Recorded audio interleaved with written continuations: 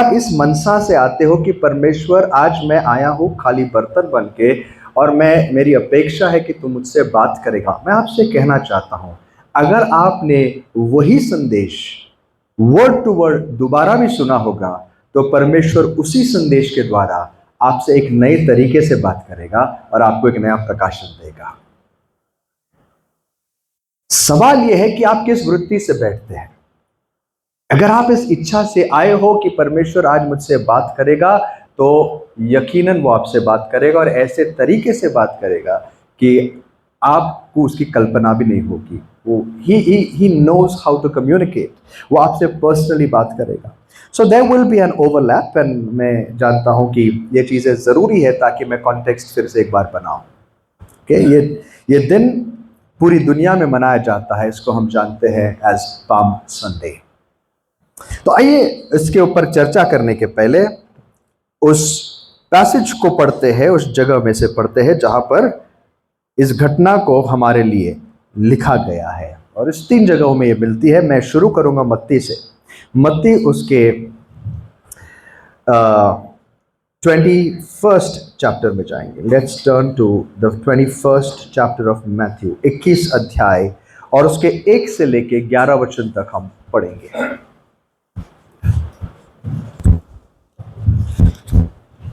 जब वे यरूशलेम के निकट पहुँचे और जैतून पहाड़ पर बैतफगे के पास आए, तो यीशु ने 2 चेलों को यह कहकर भेजा कि अपने सामने के गांव में जाओ। वहां पहुंचते एक गदही बंधी हुई और उसके साथ बच्चा तुम्हें मिलेगा। उन्हें खोलकर मेरे पास लाओ। यदि तुमसे कोई कुछ कहे तो कहो कि प्रभु को इनका प्रयोजन है, तब वह तुरंत उन्हें भेज देगा। यह इसलिए हुआ कि जो वचन भविष्यद्वक्ता के द्वारा कहा गया था वह पूरा हो, कि सिय्योन की बेटी से कहो, देख तेरा राजा तेरे पास आता है, वह नम्र है और गधे पर बैठा है, वरन लादू के बच्चे पर। चेलों ने जाकर जैसा यीशु ने उनसे कहा था वैसा ही किया, और गधी और बच्चे को लाकर उन पर अपने कपड़े डाले और वह उन पर बैठ गया। और बहुतेरे लोगों ने अपने कपड़े मार्ग में बिछाए और लोगों ने पेड़ों से डालियां काटकर मार्ग में बिछाई। और जो भीड़ आगे आगे जाती और पीछे पीछे चली जाती थी, पुकार पुकार कर कहती थी कि दाऊद की संतान को होसन्ना, धन्य है वह जो प्रभु के नाम से आता है, आकाश में होसन्ना। जब उसने यरूशलेम में प्रवेश किया तो सारे नगर में हलचल मच गई और लोग कहने लगे कि यह कौन है। लोगों ने कहा, यह गलील के नासरत का भविष्यद्वक्ता यीशु है। आमीन। अब इस पूरी घटना का इमीडिएट कॉन्टेक्स्ट, इस घटना का जो कैटलिस्ट है, इस घटना को आई वुड से जैसे अग्नि जब जलाई जाती है, जो आग सुलझाई जाती है, जब वो एक्सप्लोड होती है इनटू फ्लेम्स, उसको कहते हैं, इसका इमीडिएट कॉज, कैटलिस्ट जो था वो था द रेजरेक्शन ऑफ लाजरस। लाजर को जो प्रभु ने मुर्दों में से जिंदा किया, उस घटना ने उस पूरे इलाके में, यहूदा के इलाके में, खास करके यरूशलेम के आसपास के पूरे इलाके में एक तहलका मचा दिया। ऑलरेडी इजराइल के जनता में एक एक्सपेक्टेशन आ चुकी थी, एक वातावरण, एक माहौल बन गया था, और लोग इस एक्सपेक्टेशन में तैयार थे। उनके पास एक उम्मीद थी कि शायद अब वो समय आ गया जब परमेश्वर हमें फिर से दासत्व में छुड़ाने पर है। हम सब जानते हैं इजराइल का इतिहास कैसे था। वो it is a cyclical history. उनका इतिहास बिल्कुल चक्के के जैसे था। परमेश्वर उनको निकालता था, वो बड़े सफल होते थे। जब सब कुछ सही चलता था वो परमेश्वर को भूल जाते थे। परमेश्वर फिर से उनको दुश्मनों के हवाले करता था और फिर से पश्चाताप करते थे, रोते थे, और फिर से परमेश्वर उनको निकालता था। अगर आप जजेस की किताब पढ़ो, न्यायों की किताब पढ़ो, ये थीम आपको पूरी किताब में दिखेगा। It's the same story again and again and again. फिर एक समय आता है जब उसके आगे इजराइल की जनता को प्रभु अपने लोगों को और थोड़ा समय देता है, और फाइनली वो उन्हें पहले नॉर्दर्न किंगडम को असीरिया को और सदर्न किंगडम को बेबीलोन के हवाले कर देता है। अब 70 साल तक ये बेबीलोन में रहते, फिर से वापस अपने देश में आते, लेकिन देश में आने के बाद भी वो स्वतंत्र नहीं थे, वो दासत्व में ही थे, वो दूसरे राज्यों के अधीन थे। पहले बेबीलोन, फिर मीडो पर्शिया, फिर ग्रीक साम्राज्य, और फाइनली जब यीशु मसीह वहां पृथ्वी पर आए थे उस समय रोमन्स उनके ऊपर राज्य कर रहे थे। और ये पूरे इतिहास को, जो हमारे लिए इतिहास है, परमेश्वर ने डैनियल को बड़े क्लियरली दिखाया था कि इज़राइल के साथ क्या होगा और उसके बाद परमेश्वर क्या करेगा। इसीलिए इस समय तक जब यीशु मसीह जब पृथ्वी पर आए थे, कई लोगों को ऑलरेडी एक्सपेक्टेशन अब आ चुकी थी कि शायद ये समय है कि प्रभु हमें दासत्व में से निकालेगा, और उनकी एक्सपेक्टेशन एक हद तक सही थी। और फिर आते हैं यीशु मसीह ऑन द सीन। जब यीशु मसीह सीन में एंट्री करते हैं, ये एक्सपेक्टेशन और भी बढ़ जाती है, क्योंकि अभी उनको ये भी पता लगता है कि यीशु मसीह सिर्फ दाऊद के घराने से नहीं, बट वो एक अभिषेक, एक ऐसा अभिषेक लेके चलता है जो शायद ही कभी किसी ने देखा हो। He resembles all the great prophets of the past. जैसे मूसा की याद वो दिलाता था उन्हें, कैसे मूसा बड़े बड़े सामर्थ के काम करके अपने लोगों को छुड़ा लाया, उसकी एक झलक या उससे भी बड़ा सामर्थ्य यीशु में वो देखने लग गए। उसी प्रकार से उन्होंने देखा कि ही रिसेंबल्स एलाइजा, एलीशा, वो उस टाइप का अभिषेक इसके ऊपर है। तो ये एक्सपेक्टेशन और भी बढ़ चुकी थी। और इसीलिए जब लाजरस को प्रभु ने मुर्दों में से जिलाया, अगर आप जॉन चैप्टर 12 पढ़ो, उसका बिल्कुल प्रीसीडिंग इवेंट है जॉन चैप्टर 11, जिसमें क्या होता है, लाजर का पुनरुत्थान। और जॉन चैप्टर में 12 में लिखा है, लाजर के पुनरुत्थान के कारण वहां बहुत बड़ी भीड़ जम गई और लोग एक्साइटेड हो गए। और उसी समय यीशु मसीह एक कदम उठाते हैं। वो कदम यह था कि वो जरीको में से जाते समय अब वो अपने शिष्यों को कहते हैं, सुनो, एक काम करो, इस जगह जाओ, ऐसे ऐसे घर में तुम्हें एक गधी और उसका बच्चा मिलेगा, और तुम जाके उनको छुड़ाकर मेरे पास लाओ। अगर कोई तुम्हें पूछे तुम क्या कर रहे हो, तो उन्हें कहना, स्वामी को इसकी जरूरत है। मोस्ट लाइकली यीशु मसीह ने गधी के ओनर के साथ पहले ही बात की थी, it was all set up. Yeshu Masih ने ये चीज इसलिए की क्योंकि यीशु मसीह वहां पर एक संकेत दे रहा था लोगों को। गधी को लाया जाता है, उसके बच्चे को लाया जाता है, और यीशु मसीह उस गधी पर, उसके बच्चे पर सवार होते हैं। जैसे वो सवार होते हैं, लोगों के मन में वो एक चित्र आने लग गया, मेमोरीज बिगैन टू फ्लैश उनके सामने। ज़करिया चैप्टर 9 की प्रोफेसी उनके सामने झलकने लग गए। These people were not ignorant of the scriptures. इन लोगों को बड़े अच्छे से स्क्रिप्चर्स पता था, at least some of them I would से।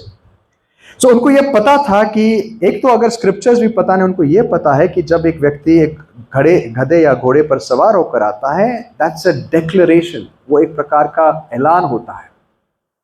यीशु मसीह जब इस गधी पर बैठते हैं, उसके बच्चे पर बैठते हैं, तो सारे लोग इतने एक्साइटेड होते हैं। सबसे पहले शिष्य वो अपने कपड़े, वस्त्र उतार कर, क्लोक्स उतार कर गधी पर रखते, उसके बच्चे पर यीशु मसीह बैठते हैं, और उसके सामने बाकी के लोग अपने कपड़े बिछाते हैं, और जितने भी बाकी लोग थे वो यहाँ वहाँ भागकर डालियाँ लेकर आते हैं, और वो भी रास्ते पर बिछाते हैं, और रास्ते पर बिछाते समय नाचते गाते चिल्लाते हैं।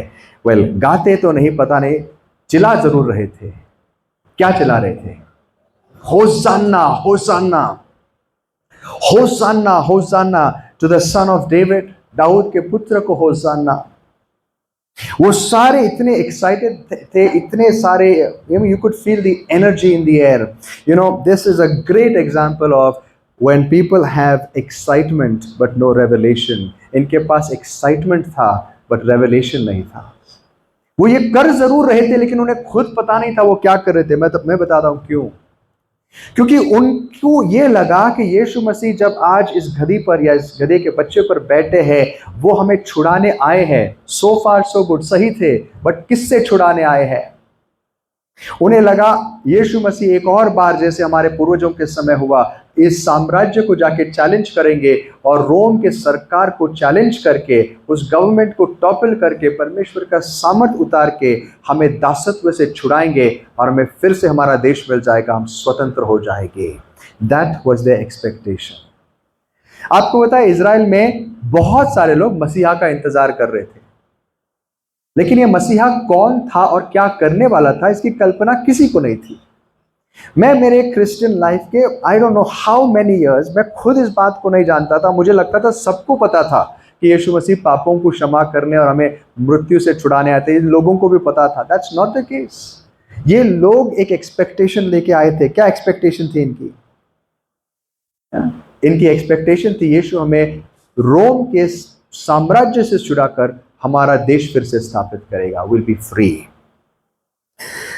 और उनको यह पता नहीं था कि यीशु मसीह ऐसा कुछ भी नहीं करने वाला था। They had no revelation. वो एक पॉलिटिकल मसाया, एक रोम डिस्ट्रॉयर को ढूंढ रहे थे, एक नेशनल लिबरेटर को, एक ऐसा व्यक्ति जो उन्हें फिर से अपने देश को दाऊद के समय का गोल्डन एज लौटाने वाला था। लेकिन आपको पता है दोस्तों, मनुष्य के विचार और परमेश्वर के विचारों में जमीन आसमान का फर्क है। हम जब एक्सपेक्ट करते हैं ना, एक्सपेक्टेशंस जब हमारे होते हैं, वो एक्सपेक्टेशंस अगर रेवलेशन से सपोर्टेड न, परमेश्वर के विचारों के साथ अलाइंड नहीं है, तो हम अपने आप को, we set ourselves up for disaster. हम अपने आप को बहुत बड़े खतरे में रखते हैं। इट्स इंटरेस्टिंग, ये लोग जो उस दिन होसाना होसाना करके चिल्ला रहे थे। बाय द वे, होसाना का मतलब क्या है? होसाना दो अलग शब्दों से आता है, हिब्रू शब्द होशेया और ना।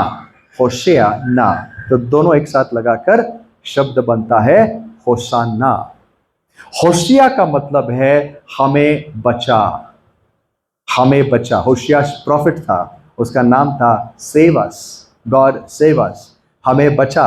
और ना का मतलब है अभी, हमें बचा अभी, नाउ इज द टाइम। और ये डालियां जो लेके जो घूम रहे थे, इन डालियों का भी मतलब इन द, अगर हम उस टाइम के कल्चर को जाने, we can understand this so clearly. ये डालियां किसको दर्शाती थी? इस घटना के अबाउट 200 साल पहले इजराइल के देश में एक और रिवोल्ट हुआ था। एक और, क्या कहते हैं रिवोल्ट को? बगावत हुई थी। इस बगावत में मैकबीज नाम की एक फैमिली थी, जूडस मैकबीज उसका नाम रखा गया। ये वो व्यक्ति था जिसके विषय डैनियल ने भी बात की थी कि किस प्रकार से जो परमेश्वर को जानते हैं वो अद्भुत काम करेंगे। उसमें से मैकबीज फैमिली थी। उन्होंने अपने हथियारों को उठाकर, उन्होंने उस समय एंटायोकस एपिफेनीज, ये जो ग्रीक राजा था, उसको हराकर कुछ समय के लिए इजराइल को स्वतंत्र किया था। तो उस समय जब मैकबीज और उसके टीम और उसके लोग जब विजयी होकर वापस आ रहे थे, ये आपको पता है इजराइल जेरूशलम में लोग क्या कर रहे थे? पाम्स लेकर, डालियां लेकर नाच रहे थे। It's a sign. और ये अक्सर ओल्ड एंशिएंट मिडिल ईस्ट में ये साइन होता था, जब कोई जीत कर आते थे वो डालियां लहराते थे। ये लोग जो डालियां लहराते थे, उनका मैसेज बड़ा क्लियर था कि यीशु अब तू आ गया, हमने आपके चमत्कार देखे, आप आज जो आपने किया वो इतना अद्भुत है कि हमें यकीन है कि तू हमें छुड़ाने आया है और तू आज हमें छुड़ा। Save us now. परमेश्वर दाऊद के पुत्र की जय हो, आज हमें अपना स्वतंत्रता मिलेगा। It was also great. ये जो एक्साइटमेंट था बड़ा अच्छा था, लेकिन हम सबको पता है कि ये एक्साइटमेंट कितनी जल्दी गुस्से में और बगावत में बदल गया। जो लोग उस दिन यीशु मसीह की महिमा कर रहे थे, 4 दिन भी नहीं हुए, उनमें से कई लोग ये चिल्ला रहे थे, उसको क्रूस पे मारो, उसको क्रूस पे मारो, क्रूसिफाई हिम। यीशु मसीह उस दिन जब घोड़े पर, गधी पर बैठकर या उसके बच्चे पर बैठ रहा था और उस रास्ते पर जा रहा था, आपको क्या लगता है यीशु को पता नहीं था कि कुछ ही दिनों में इनमें से कई लोग जो आज मेरी इतनी प्रशंसा कर रहे, इतने मुझसे प्रेम और लगाव दिखा रहे हैं, वो मेरे साथ क्या करने वाले उनको पता नहीं था? Of course he knew it. Of course. और यहाँ पे यीशु मसीह से हम बहुत बड़ी बात सीखती है। कभी भी अपना विश्वास, कभी भी अपने जीवन का जो फीलिंग्स है, अपने जीवन को लोगों के ओपिनियंस पर बेस मत करो कि लोग आपके बारे में क्या कहते हैं, इसके आधार पर अपना जीवन मत बिताओ। जो लोग आपके साथ आज खड़े रहेंगे वो कल शायद आपको कहेंगे इसको क्रूस पे मार दो, और उनके ऊपर आप भरोसा रख के चलोगे तो आपकी जिंदगी खत्म। यीशु मसीह को इस बात का जरा सा भी फर्क नहीं पड़ा था कि आज जो चिल्ला रहे, एक इंसान मैच्योर कब होता है, स्पिरिचुअल कब होता है, जब उसके जीवन में एक लक्षण आता है, this is one of the science, कि वो लोगों के ओपिनियंस के ऊपर जीने लगता है, लोगों के विचारों के परे जीने लगता है। लोगों के विचार उसको बॉदर नहीं करते, जब लोग प्रशंसा करते उसको फर्क नहीं पड़ता, जब लोग उसके खिलाफ होते, बगावत करते, उसकी निंदा करते, उसको फर्क नहीं पड़ता। उसको फर्क सिर्फ एक बात का पड़ता है कि मेरा परमेश्वर मेरे बारे में क्या सोचता है। आज शायद अगर पूरा चर्च, पूरी दुनिया मुझसे बहुत खुश है लेकिन परमेश्वर मुझसे नाराज है, तो लालच है मेरी जिंदगी पर, कोई फायदा नहीं, कोई फायदा नहीं। चाहे दुनिया मेरी वाहवाही करे, it means nothing, it's garbage.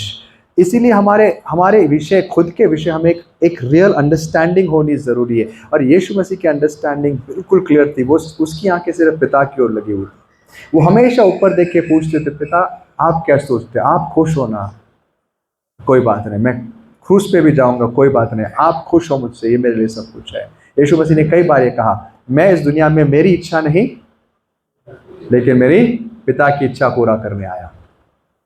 मुझे लोगों की वाहवाही नहीं चाहिए, और ना ही जब लोग मेरे पीठ पे छुरा भोंकते मुझे फर्क पड़ेगा। मुझे आनंद इस बात में होता है कि परमेश्वर, मेरा पिता मेरे साथ है। तो लोग वहां इतने एक्साइटेड थे, so excitement, shouting, all of that means nothing unless it is backed with understanding. जब लोग चिल्ला पुकार करते हैं दोस्तों, इसका मतलब ये मत समझना वहां पर बहुत अभिषेक है, वहां पर बहुत ज्यादा परमेश्वर का सामर्थ्य है। दैट्स हाउ वी थिंक, है कि ना? आज के दुनिया में जितना ज्यादा शोर उतना अभिषेक, ऐसा हमारी सोच है। Not it is not true at all, it's exactly the opposite. बहुत बड़ा वहम है लोगों का आज। अगर आप उस दिन देखो, आपको लगेगा इजराइल में रिवाइवल आ गया, इतना एक्साइटमेंट, सारे लोग चिल्ला रहे होसाना होसाना। बट 4 दिन के बाद वही लोग चिल्ला रहे क्रूसिफाई हिम, क्रूसिफाई हिम। सुबह मैं बता रहा था, इतने कठोर हो चुके थे वो कि जो इंसान यीशु मसीह को क्रूस पे चढ़ाने की, जिसकी अथॉरिटी पिलातुस, वो डरता है और कहता है, भाई मैं तो इसके खून मेरे सर पे नहीं ले सकता, ये मुझे निर्दोष दिखता है। वो इतने डेस्परेट थे, उन्होंने क्या कहा पता है? इसका खून हम पे और हमारे बच्चों पे आने दे, लेकिन तू उसे क्रूस पे मार दे। Away with him. So what changed their opinion? उनके ओपिनियन को, उनके विचारों को क्या बदला? सबसे बड़ी बात थी, उनकी एक एक्सपेक्टेशन थी, जिस एक्सपेक्टेशन को यीशु ने पूरा नहीं किया। उन्होंने यीशु को राजा करके पहचाना तो, लेकिन उनको एक ऐसा राजा चाहिए था जो उनकी बात माने। उनको ऐसा राजा नहीं चाहिए था जो उसके विचार हमें बताए या वो हमें कहे कि हमें क्या करना है। वो ये सोच रहे थे, तू राजा है, तेरे पास सामर्थ्य है, चल अब वो कर जो हम चाहते हैं। हम थक गए रोम से या अलग अलग राष्ट्रों के अंदर रहने के लिए, अब हमें बचा। यीशु मसीह वो करने नहीं आया था। सो यीशु मसीह जब ये ऐलान करते हैं, he is drawing people's attention, वो लोगों के ध्यान को आकर्षित करता है उसके विषय लिखी गई भविष्यवाणी के पास। वो भविष्यवाणी है ज़करिया 9 वर्स 9 में, ज़करिया उसके 9 अध्याय 9 वचन में। और मत्ती ये साफ कहता है कि ये बात इसलिए हो रही थी क्योंकि लिखा था ज़करिया में, क्या लिखा था भाई? ज़करिया 9 वर्स 9, हे सिय्योन बहुत ही मगन हो, हे यरूशलेम जय जयकार कर, क्योंकि तेरा राजा तेरे पास आएगा, वह धर्मी और उद्धार पाया हुआ है, वह दीन है और गधे पर वरन गधी के बच्चे पर चढ़ा हुआ आएगा। देखो ज़करिया ने साफ कहा था कि देखो इज़राइल, तेरा राजा तेरे पास आ रहा है, वो धर्मी है, वो दीन है, वो विजेता है, और वो कैसे आ रहा है? गधी के बच्चे पर बैठकर आ रहा है। So far so good. लोगों ने ये साक्षात पूरा होते हुए देखा, एंड नो वंडर उनकी एक्साइटमेंट और भी बढ़ गई। So now our king has arrived, हमारा राजा आया है, अब हमें छुटकारा मिलेगा। दोस्तों, आपको पता है कितनी बार हम परमेश्वर से प्रार्थना करते हैं और उस प्रार्थना का जवाब हम अपने विचारों के द्वारा अपने हिसाब से एक्सपेक्ट करते हैं। प्रभु, तू मेरे जीवन में ये कर, और हम अज्यूम करते, एक्सपेक्ट करते कि ये ऐसा होना चाहिए। We have our own set of thoughts, own expectations, और कई बार ऐसा होता है जब हमें वो नहीं मिलता जो हम चाहते हैं, हम निराश हो जाते हैं। It didn't happen my way. प्रभु, तूने ये क्यों नहीं किया? मैंने तो मांगा था, मैंने तो ऐसा मांगा था, लेकिन ऐसा क्यों नहीं हुआ? एक्चुअली इसके बिल्कुल उल्टा हुआ। मैंने तो चंगाई मांगी थी, मैं और ज्यादा संकट में पड़ गया। Maybe there something else to it, जो हम नहीं जानते, हम मिस कर देते हैं, और जो परमेश्वर जानता है, जो हमारे लिए और भी भला है। देखो, लोग वो राजा चाहते थे, they wanted a king according to their own heart. उनको एक राजा चाहिए था जो उनके हिसाब का था, लेकिन परमेश्वर उनको एक राजा देने वाला था जो जिसकी जरूरत उन्हें थी। God was going to give them a king that they needed. आपको बताया, जब ये लोग इतने एक्साइटेड हुए, प्रोफेसी पूरी हो रही है, मैंने सुबह बताया था, ज़करिया की प्रोफेसी वो थोड़ी आगे पढ़ते तो शायद उन्हें ये बात समझ में आती। परमेश्वर जब हमारे जीवन में काम करता है, वो पूरे अंधकार में हमें नहीं रखता। वचनों में उसने कई सारी चीजें प्रकट की है, लेकिन ढूंढनी पड़ती है छुपे हुए तरीके से। अगला वचन पढ़ो भाई। मैं एप्रैम के रथ और यरूशलेम के घोड़े नाश करूंगा, और युद्ध के धनुष तोड़ डाले जाएंगे, और वह अन्य जातियों से शांति की बातें कहेगा। वह समुद्र से समुद्र तक और महानद से पृथ्वी के दूर दूर के देशों तक प्रभुता करेगा। ज़करिया साफ कहता है, तेरा राजा घोड़े के बच्चे पर बैठ के आएगा, यरूशलेम में प्रवेश करेगा, लेकिन आकर वो क्या करेगा?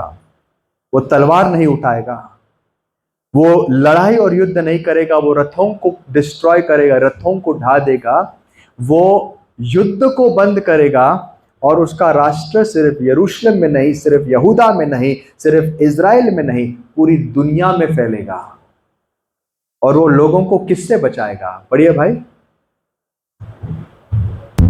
उसी में आगे। और युद्ध के धनुष तोड़ डाले जाएंगे, और वह अन्य जातियों से शांति की बातें कहेगा। हाँ, वह समुद्र से समुद्र तक और महानद से पृथ्वी के दूर दूर के देशों तक प्रभुता करेगा। और तू भी सुन, क्योंकि मेरी वाचा के लहू के कारण मैंने तेरे बंदियों को बिना जल के गड्ढे में से उबार लिया है। तू भी सुन, मैं मेरे लोगों को छुड़ाऊंगा जरूर, लेकिन कहां से? कहां से?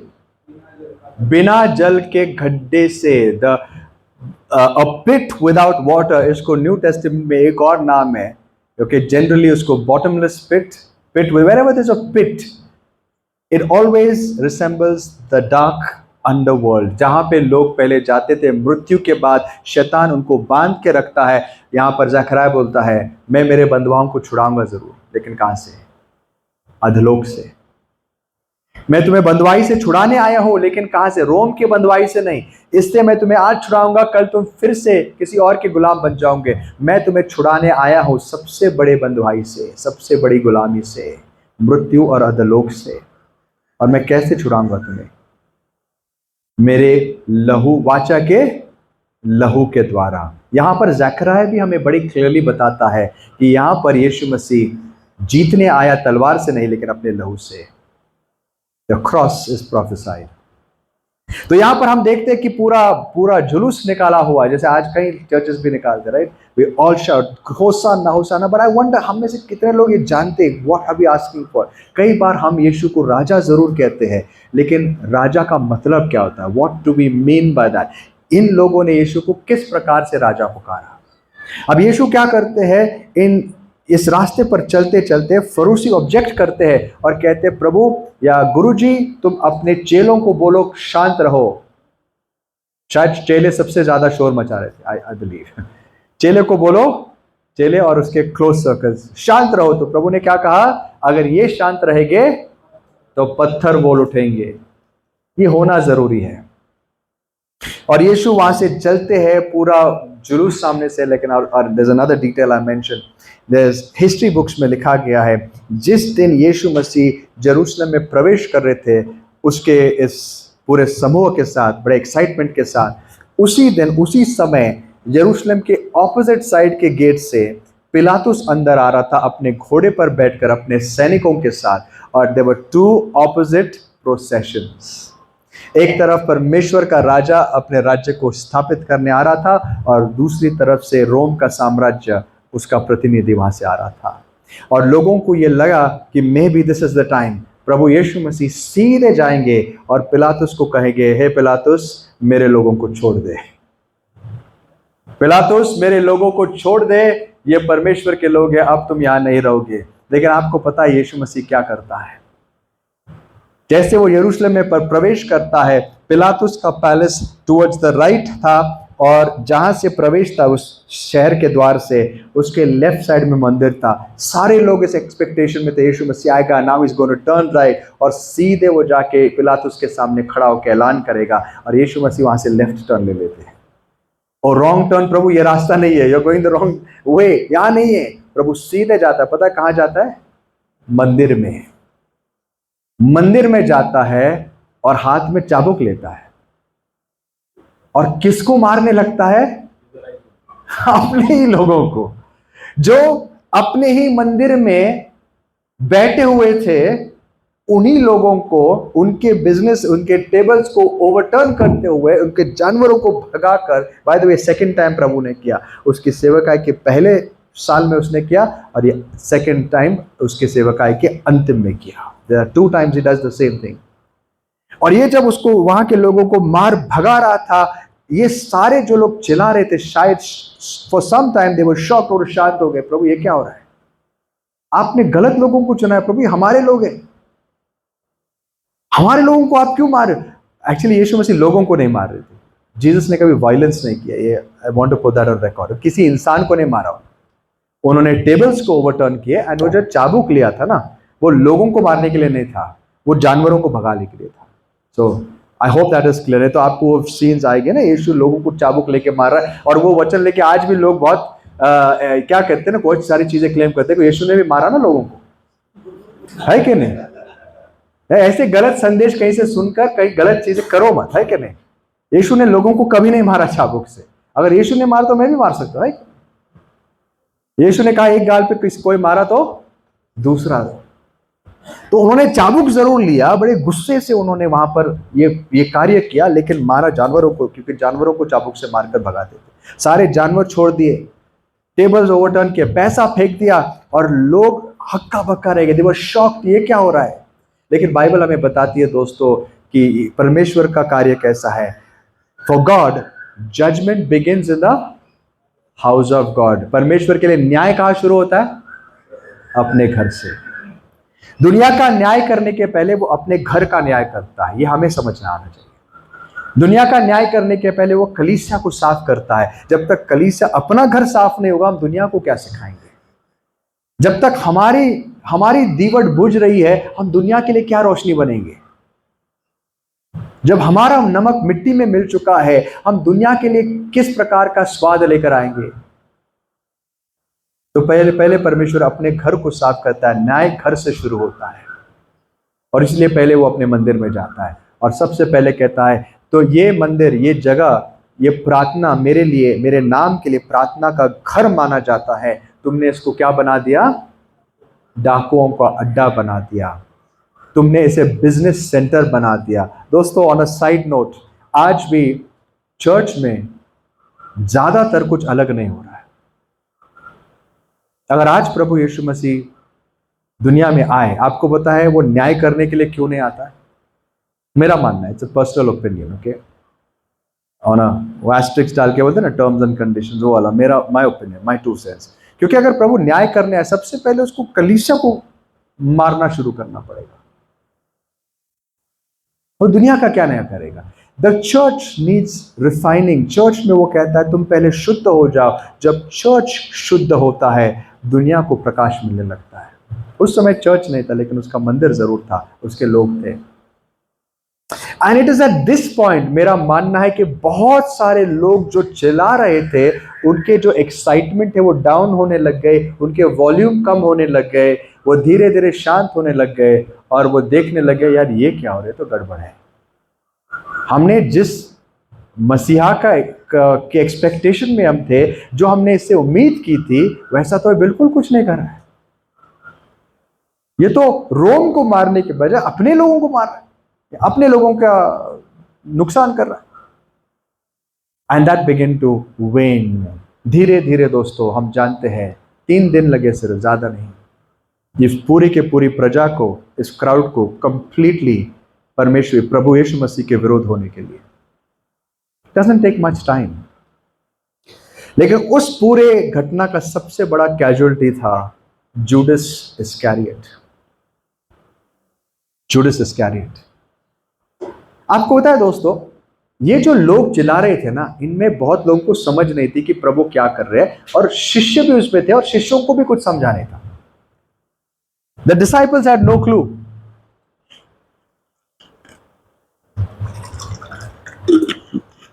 लेकिन आपको पता है शिष्य ने कई, जूडस को छोड़ के बाकी कोई भी शिष्य यीशु के खिलाफ नहीं हुआ, पब्लिक हो गई।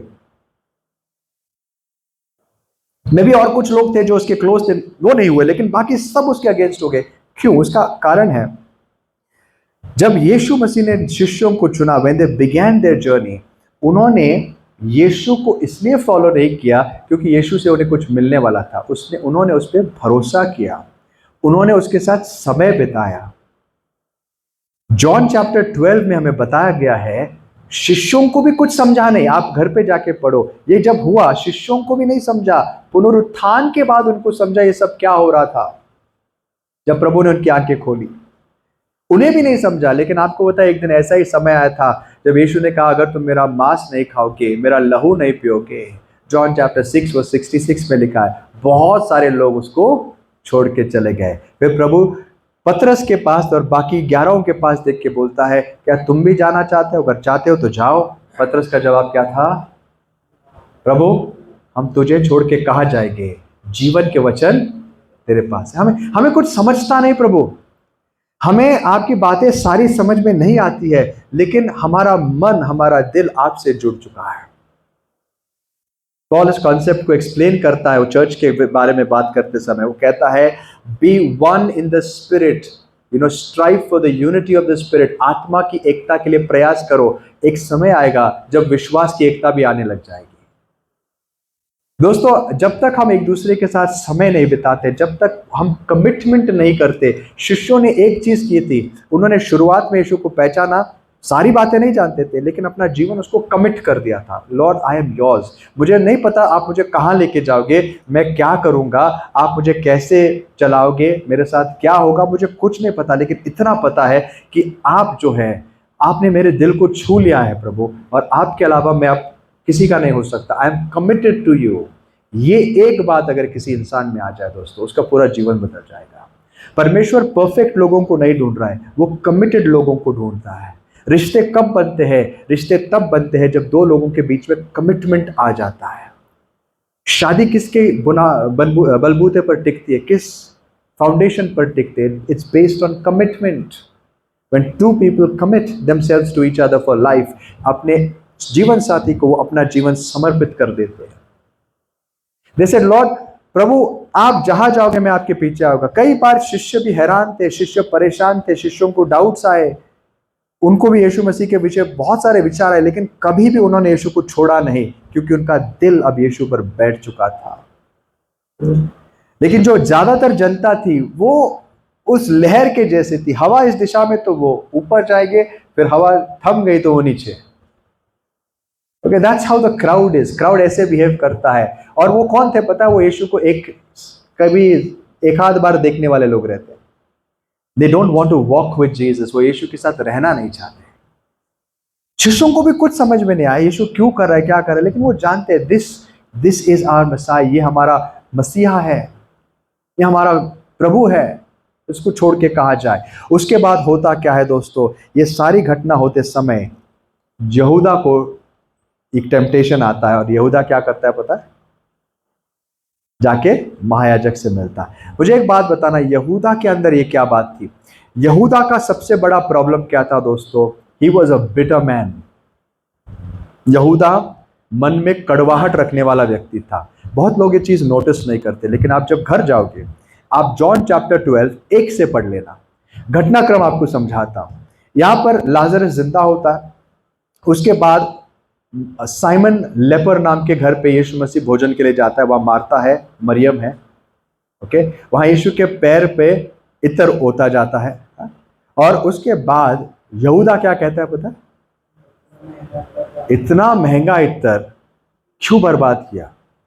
और वहां पर हम सिर्फ ये पढ़ते, यीशु कहता है उसको छोड़ दे, ये वो मेरे मृत्यु के लिए करे। लेकिन अगर उसकी भावना, उस सीन को आप रिक्रिएट करो, यीशु ने लिटरली उसको डांटा, चुप, क्योंकि ये बहुत बार कर चुका था। चुप। और सारी पब्लिक के सामने उसको डांट लगा, इसको छोड़ दिया अकेले, ये जो कर रही है वो मेरे मृत्यु के लिए कर रही है। आपको होता है वो चीज यहूदा बोला नहीं, उसने मन से लगा लिया, यार सब पब्लिक के सामने मेरा इंसल्ट कर दिया, पब्लिक के सामने। You know, if you are a person who holds bitterness, आपको आसानी से बुरा लगता है दोस्तों, आपकी जिंदगी बहुत जल्दी तबाह होगी। शैतान तुरंत आपका कंट्रोल ले लेता है। ऐसे बनो कि आपको कोई फर्क नहीं पड़ना चाहिए। आपको कोई डांट लगाए तो आप उसको सहना सीखो। अगर आपका कोई प्रिय आपको डांट लगाता है तो उसको आनंद से स्वीकारो।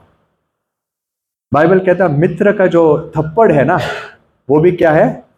तुम्हारे लिए भलाई है।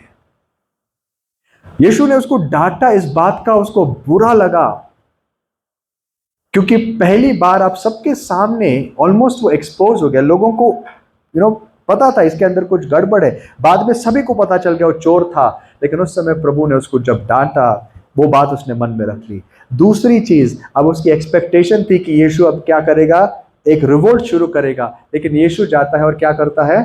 मंदिर साफ करने लगता है। ये सारी चीजें कंपाउंड होने लग गए दोस्तों। जब आपके अंदर किसी भी प्रकार की कड़वाहट बनी रहती है, उसको तुरंत निकालो, उसको बढ़ावा मत दो, क्योंकि कैंसर शुरू होने के लिए और स्प्रेड होने के लिए क्या लगता है पता है? एक सिंगल सेल। क्या लगता है? हमें सेल को हिंदी में क्या बोलते हैं मैं नहीं जानता हूं। पेशी। अच्छा, पेशी, राइट। एक सिंगल, वो इतना छोटा होता है कि आप उसको देख भी नहीं सकते, एक काफी है। वो उसको आप अनट्रीटेड छोड़ दोगे तो बढ़ते बढ़ते आपकी जिंदगी को खा जाएगा। यही होता उन लोगों के अंदर जो कड़वाहट को अपने अंदर जगह देते हैं। यीशु के साथ 3 साल चलने के बाद यह इंसान इतना बदल गया, इसने यीशु को ही बेच दिया।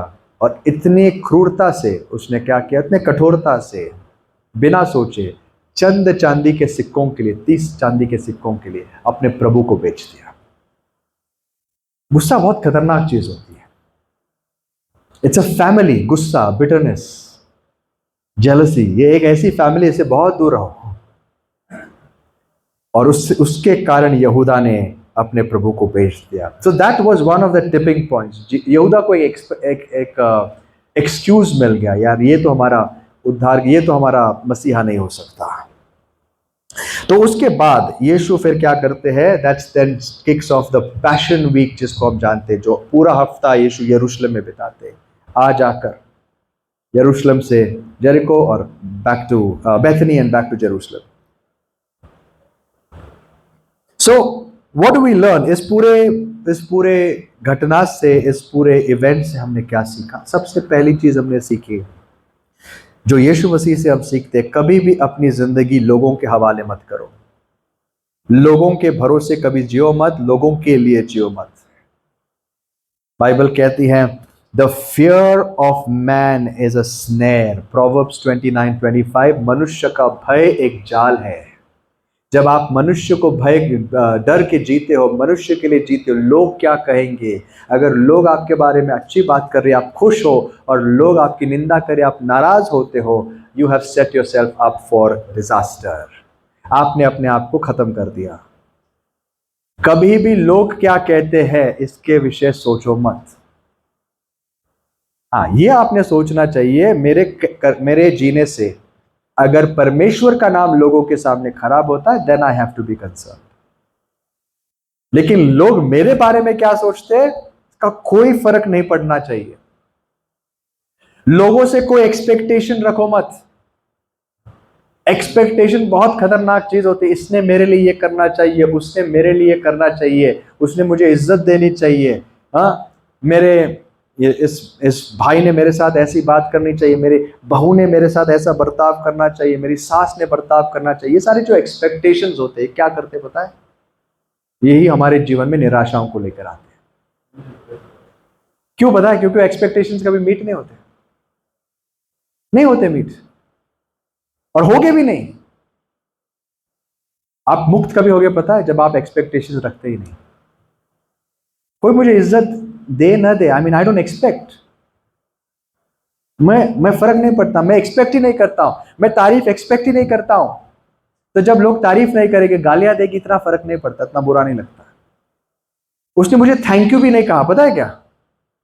मैंने उसके लिए इतना किया, उसने धन्यवाद तक नहीं बोला। बुरा लगा ना? क्यों बुरा लगा? क्योंकि आप क्या कर रहे थे? एक्सपेक्ट कर रहे थे, मुझे थैंक यू बोलना चाहिए था यार। क्यों? वो अपनी तरफ से जो करना है करने दो, आप एक्सपेक्टेशन रखो ही मत। Be free yourself of expectation. Yeshu Masih ने लोगों से कुछ नहीं एक्सपेक्ट किया। हाँ, कभी कभार उसने चीजें ऐसी दर्शाई कि 10 थे, 9, एक वापस आता है धन्यवाद देने के लिए, 9 कहां है? इसलिए नहीं क्योंकि उसको प्रेज चाहिए था, बिकॉज वो हमें कुछ सिखा रहा था। That was for us. उसको फर्क नहीं पड़ा। आपको क्या लगता है यीशु बहुत खुश हो गया एक आके, अरे इतना मेरी महिमा हो गई? नहीं। So that's the first thing. Second thing is, हमेशा याद रखना हमारे विचार और परमेश्वर के विचार बहुत अलग होते हैं। ऑलवेज आस्क गॉड, प्रभु आपके विचार क्या, आपकी इच्छा क्या है? I don't know your will, मेरी ये थॉट प्रोसेस है, मेरी इच्छा ये है, बट मैं मेरी नहीं आपकी इच्छा चाहता हूं। God works in amazing ways, ऐसे तरीकों में काम करता है दोस्तों, आप यकीन नहीं करोगे, मैं भी यकीन नहीं करूंगा। परमेश्वर जब करता है वो सबसे उत्तम करता है। नमान कोड़िया आपने जाना हो, देख सुनी उसकी कहानी कई बार, है कि नहीं? इज़राइल में आया एक एक्सपेक्टेशन लेकर कि एक नबी है यहाँ पर। किसी ने कहा, उसकी दासी ने कहा मेरा एक नबी है, वो मुझे तुझे चंगा करेगा। तो उसकी एक्सपेक्टेशन थी जैसे वो आएगा, बड़ा आदमी था, बड़ा हाई पोजीशन, हाई लेवल का ऑफिसर था, वो आएगा तो उसको लगा नबी सामने आएगा, उसको ग्रीट करेगा, हाँ उसको स्पर्श करेगा, हाथ लगाकर प्रार्थना करेगा, या जो भी उसने मन में बातें कल्पना की थी वो कल्पना लेकर आया। और कल्पना जब वो लेकर आया, आते ही उसकी कल्पना क्रैश हो गई, उसके एक्सपेक्टेशंस क्रैश हो गए। हुआ क्या? बिल्कुल उल्टा। नबी का नौकर बाहर आता है, बोला क्या है? उसको बोलता है ऐसा ऐसा एक मैं आया हूं, किसी ने भेजा, हाँ कोई मुझे स्वामी को पता है, उन्होंने आपको संदेश दिया, जाओ यरदान में 7 बार डुबकी लगाओ। इस बंदे को गुस्सा आता है, अरे ऐसा कैसा नबी? ये क्या है? ये कोई तरीका है? मैं दूसरे देश से आया हूँ, राजा का लेटर लेके आओ, इतना इंपॉर्टेंट इंसान, एटलीस्ट मुझे आके ग्रीट करो, कुत्ते के जैसे बाहर से भेज रहा है मुझे। हाँ, वह गुस्सा हो गया, और उस गुस्से के कारण, उस फ्रस्ट्रेशन के कारण उसने ऑलमोस्ट अपनी जिंदगी का सबसे बड़ा ब्लेसिंग खो दिया होता, अगर उसके पास एक सेंसिबल दास नहीं होता। दास ने थोड़ी सी अक्ल दी उसको, उसके नौकर ने बोला, स्वामी सुनो, अगर इसने आपको कोई बड़ा काम करने को बोला होता तो आप नहीं करते, आप कुछ ना कुछ करते ना, क्योंकि आपको लगता था यार ऐसे मेहनत करने से कुछ मिलता है, ट्राई करने में क्या हर्ज है यार। तो उसकी बात सुनकर उसने कहा ठीक है, तू कहता है तो जाते। और वो डुबकी लगाने लग गया, 1 बार नहीं, 2 बार नहीं, 3 बार नहीं, 4 बार नहीं, 5 बार नहीं, ईच टाइम वो एक और बड़े बिटरनेस के साथ बार। अगर इस 7वीं बार नहीं हुआ ना, अगर नहीं हुआ तो मैं देख आज क्या करने वाला, पूरे इजराइल में तबाही मचा के जाऊंगा, एलीशा सबको पकड़ के लेके जाऊंगा। और होता क्या है, 7वीं बार जब वो ऊपर आता है, ही इज अमेज्ड, वो बिल्कुल आई एम श्योर वो रोने लग गया होगा। बाइबल कहती है उसकी त्वचा बिल्कुल बच्चे जैसी हो गई, and he was so filled with all gratitude, उसका पूरा एटीट्यूड बदल गया, और इतना नम्र होके वो विनम्रता के साथ स्वामी के पास या एलीशा के पास आता है, कहता है प्लीज क्षमा कर, मेरा जो तोहफा है इसको एक्सेप्ट कर लो। और तब एलीशा उसको मिलने आता है। And I feel, I believe Elisha बाहर क्यों नहीं, I think I have a reason for it, क्योंकि इजराइल में कोड़ियों को मिलना मना था। परमेश्वर क्या करता है, इजराइल के किसी व्यक्ति को अगर कोढ़ होता तो उसको क्या कहा था, अशुद्ध, उसको बाहर भेज। तो इजराइल के लोगों को अगर वो मिलने नहीं जाता तो इसको क्यों मिलने आएगा। लेकिन आज की परिस्थिति अलग होती है। आज बड़ा आदमी आया है चर्च में, बड़ा आदमी आया, कोढ़ी भी होगा कोई बात नहीं, आओ, पैसा कितना है बता हाँ, पैसा है तो आ जाओ, कोई टेंशन नहीं है कोढ़ है क्या, हम ले लेंगे कोढ़ आपका, कोई टेंशन नहीं, पैसा देके जाओ। Unfortunately that's the case. But वही हुआ एंड में। क्या होता है, राजा वो आता है वापस, एलीशा उसको बिल्कुल मिलने के बाद भी कहता है मुझे तेरा पैसा नहीं चाहिए, तो लेके जा, इसके लिए मैं काम इसलिए नहीं करता, मैं परमेश्वर का दास हूं। लेकिन उसका जो दास था वो क्या करता है,